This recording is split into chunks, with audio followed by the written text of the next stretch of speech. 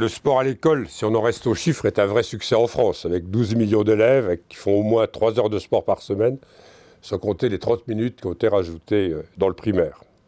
Mais le PS reste aussi à mal aimer l'éducation nationale, un angle mort, disait même le Conseil d'État dans un rapport qui dénonçait une conception, je cite, extrêmement complexe, peu pilotée et coordonnée. Pour nous en parler, nous avons invité Guillaume Ditsch, spécialiste de ces questions de PS. Il est lui-même enseignant à Paris-Est-Créteil, agrégé de PS, spécialiste des STAPS, sciences et techniques des activités physiques et sportives.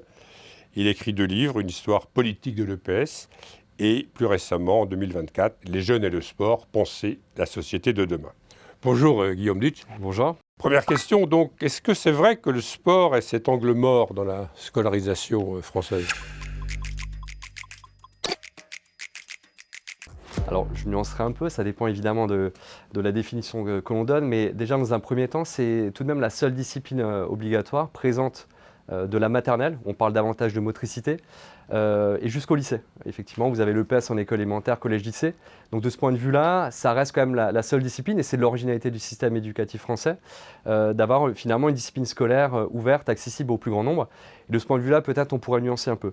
Maintenant, peut-être dans cette expression utilisée par le Conseil d'État, l'idée d'angle mort, il y a peut-être la question d'un manque de reconnaissance, voire d'un manque de considération, tout autant d'un système scolaire qui, je dirais, dans la tradition française, hiérarchie d'une certaine manière, peut-être davantage une culture de l'esprit intellectuel, au détriment peut-être d'une culture corporelle. C'est aussi le cas des parents, où on peut tout de même noter un manque de considération, parfois des élèves qui peuvent être dispensés. Il faut aussi se dire que c'est la seule discipline où on peut être dispensé. On pourrait peut-être en discuter aussi par la suite. Et enfin, évidemment, les pouvoirs publics, nécessairement dans l'investissement, par des dispositifs, vous avez parlé des 30 minutes d'activité physique quotidienne, qui ont effectivement le crédit d'exister, mais encore une fois, parfois se substituent à ces disciplines obligatoires. Et enfin, peut-être aussi pour amener un peu de nuance dans mes propos, je dirais que si le Conseil d'État a peut-être fait cette remarque d'un angle mort, c'est que nécessairement, il y a aussi peut-être un manque de lisibilité des programmes EPS, une forme de complexité, et peut-être effectivement qu'on pourrait rediscuter de l'enjeu d'éducation et surtout d'épanouissement pour les enfants et le rôle clé finalement de l'EPS dans la scolarité obligatoire. Effectivement, les enfants font 12 ans de PS tout au long de leur scolarité. Et on sait comment eux, ils perçoivent le PS Oui, tout à fait.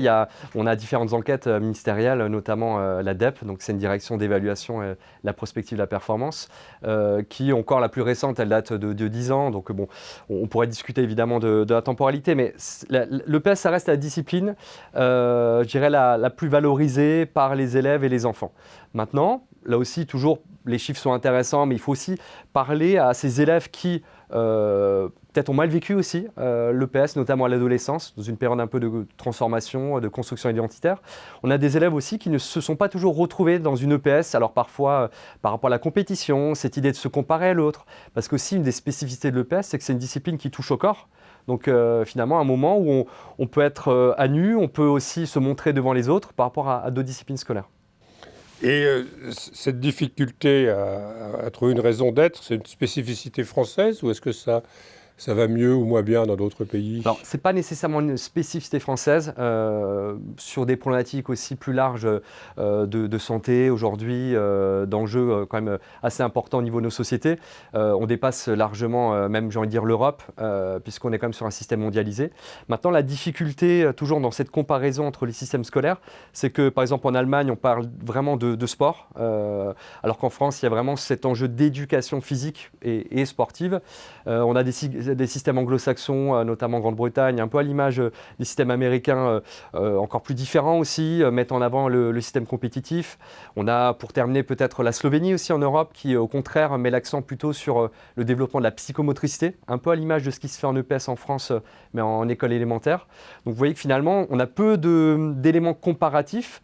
Maintenant, la tendance quand même, c'est cette difficulté, je dirais, quand même à toucher un public plus large, à les acculturer à la pratique physique, à ce qu'ils aient finalement le goût aussi du sport pour plus tard, et notamment par rapport au problème de sédentarité dont je vous parlais. Mais l'un des problèmes, c'est parce qu'il y a trop de finalités, à la fois de santé, à la fois de compétition, à la fois de rapport au corps, à la fois de vivre ensemble. Là aussi, il n'y a pas de choix, par exemple. Là, je pense effectivement qu'il y a... Alors, il y a deux éléments peut-être de réponse dans votre question. Déjà, il y a une forme de confusion. Et ça, c'est spécifique à la France. Historiquement, j'en parle notamment dans un livre sur l'histoire un peu de l'éducation physique et sportive.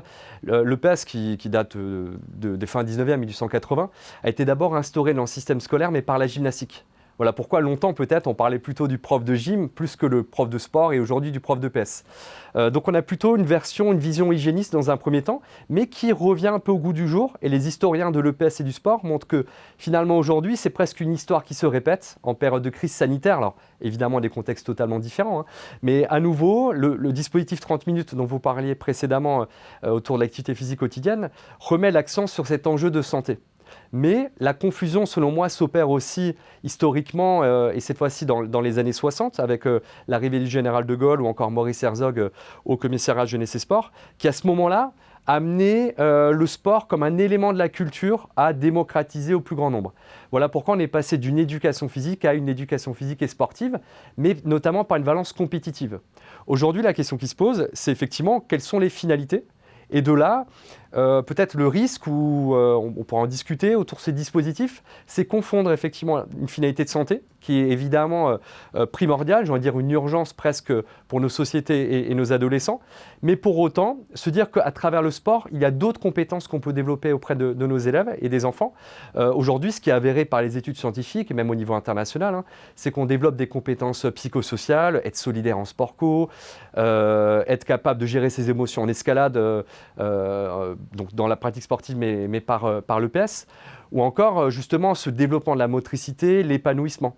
Donc vous voyez que finalement, il y a peut-être une question aujourd'hui sur cette idée de mieux délimiter les périmètres pour pas nécessairement substituer des dispositifs, l'EPS, les 30 minutes, aujourd'hui vous avez des dispositifs 2 heures de sport au collège, mais peut-être vraiment garantir une complémentarité, mais à partir du moment où effectivement, vous l'avez précisé presque dans la question, on est peut-être plus au clair avec les objectifs de l'EPS à l'école.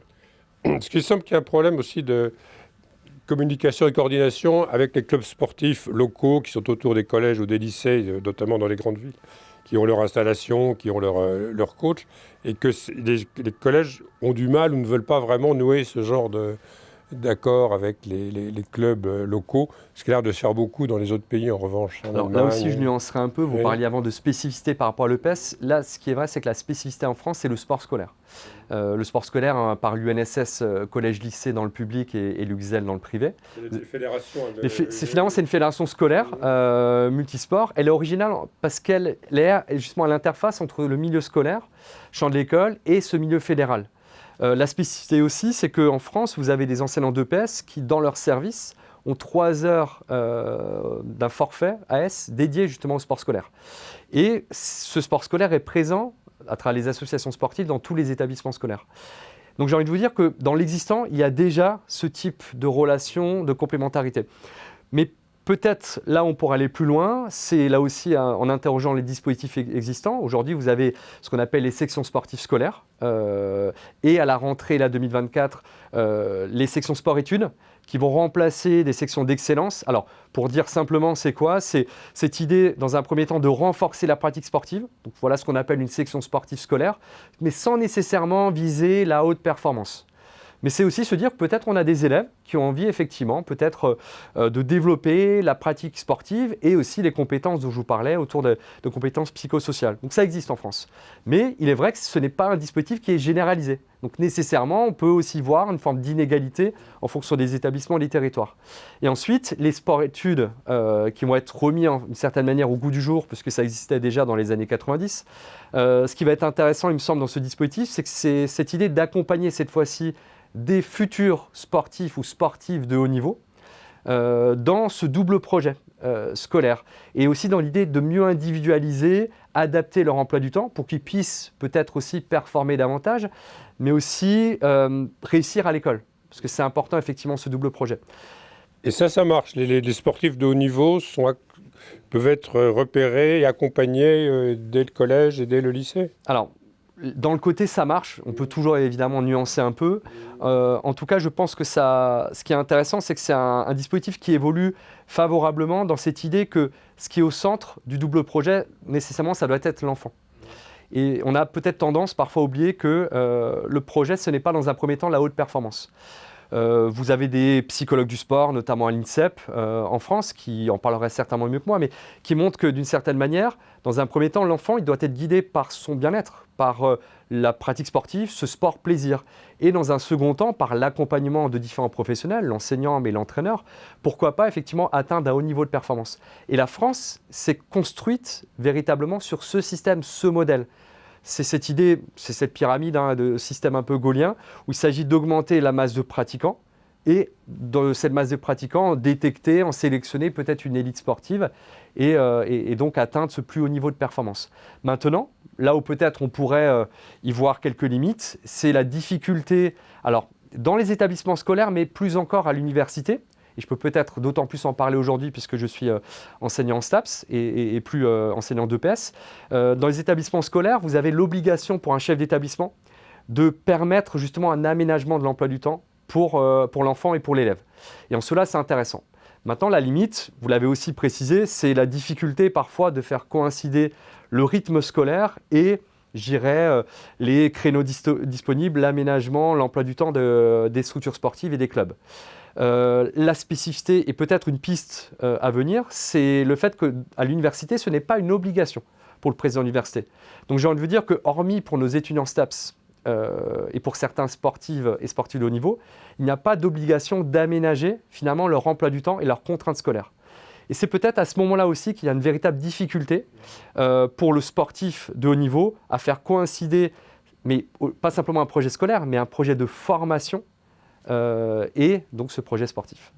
Justement, vous parliez des STAPS, je rappelle, sciences et techniques des activités physiques et sportives, et c'est une des filières qui attire le plus de monde. Parcoursup, c'est la première filière, je crois, désormais, quasiment 20 ou 25%, vous allez le dire mieux que moi. C'est ce qu'on appelle une filière sous tension, donc il y a largement plus de demandes par rapport à un nombre de places assez réduite. Alors donc vous travaillez dans ce secteur. Donc, comment expliquez-vous ce succès, et puis comment expliquez-vous aussi que apparemment le manque de moyens, puisque cette filière est sous tension, alors qu'elle est plutôt créative à la fois de bonheur et d'emploi. Tout à fait, il y a une forme de paradoxe. Alors, il y a une formation qui est très demandée, on le disait, autour des métiers du sport au sens large. Maintenant, c'est une formation aussi qui est très diversifiée. Et de ce point de vue-là, peut-être aujourd'hui se pose la question de la finalité. Est-ce que l'université, de manière générale, et donc les STAPS, a pour objectif d'être dans une logique très académique, augmenter un niveau de connaissance et donc de formation dans les différents métiers. Est-ce qu'elle peut aussi être en complémentarité aujourd'hui avec les différentes fédérations sportives sur, disons-le aussi, des certifications professionnelles, garantissant aussi parfois des doubles cursus. Je vous donne un exemple. Aujourd'hui, un entraîneur ou un préparateur physique, nécessairement, doit avoir dans son bagage tout autant un niveau universitaire, un bac+3, une licence, éventuellement un master, mais aussi des diplômes fédéraux. Donc là, il y a aussi un enjeu de complémentarité. Se pose aussi la question dans ce paradoxe ou dans cette uniformité de formation existante plus courte. Aujourd'hui, autour des STAPS, on en propose aussi à Créteil, mais dans plusieurs STAPS, vous avez des bac+2, ce qu'on appelle des DUST, qui préparent par exemple au métier de la forme, qui attirent aussi aujourd'hui un nouveau public autour des salles de remise en forme, mais aussi autour de l'animation sportive, et répondant aussi, disons-le, parfois à d'autres profils d'élèves, d'étudiants, ayant une forme de passion pour le sport, éventuellement ayant des diplômes dans l'encadrement et l'animation, mais n'ayant peut-être pas, les connaissances, le savoir plus académique qui est nécessaire à l'université et en STAPS autour des licences master. Et peut-être pour compléter ma réponse, je dirais que selon moi, l'avenir aussi des formations STAPS, nécessairement, elle se posera aussi dans sa finalité. Aujourd'hui, toutes les universités cherchent à professionnaliser leur formation. Donc, par exemple, ici, en STAPS, on propose de plus en plus des licences, des masters en alternance. Et il me semble intéressant, effectivement, pour mieux faire ce lien avec les entreprises ou les structures sportives associatives.